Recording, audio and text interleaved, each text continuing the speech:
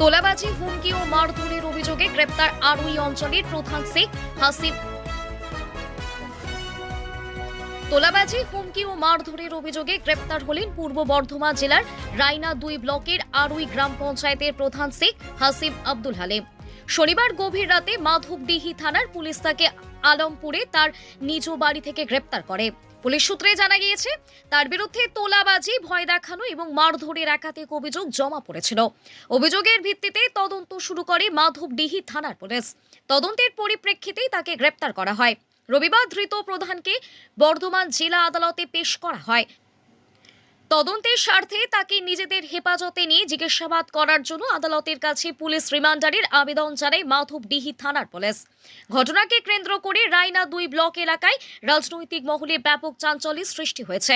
তবে এই বিষয়ে অভিযুক্তের পরিবারের পক্ষ থেকে এখনো পর্যন্ত কোনো প্রতিক্রিয়া পাওয়া যায়নি।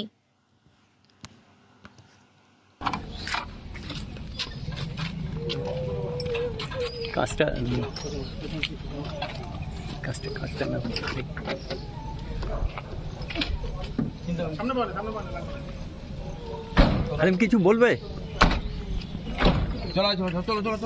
কিছু বলার আছে?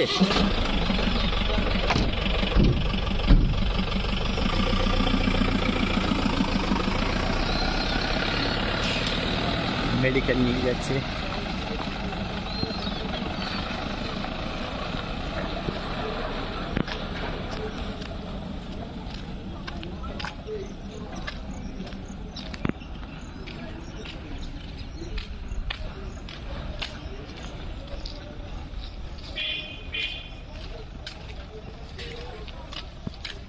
আপনাকে দেখাচ্ছি সরাসরি বঙ্গ অ্যাসেম্বলি থেকে দেখছেন আপনারা। আরুই অঞ্চলের প্রধানকে নিয়ে যাওয়া হয়েছে মেডিকেল চেকআপের জন্য। রাত প্রায় 2টোর সময় তোলা হয়েছে জানা যাচ্ছে। মাধবডিহি থানা।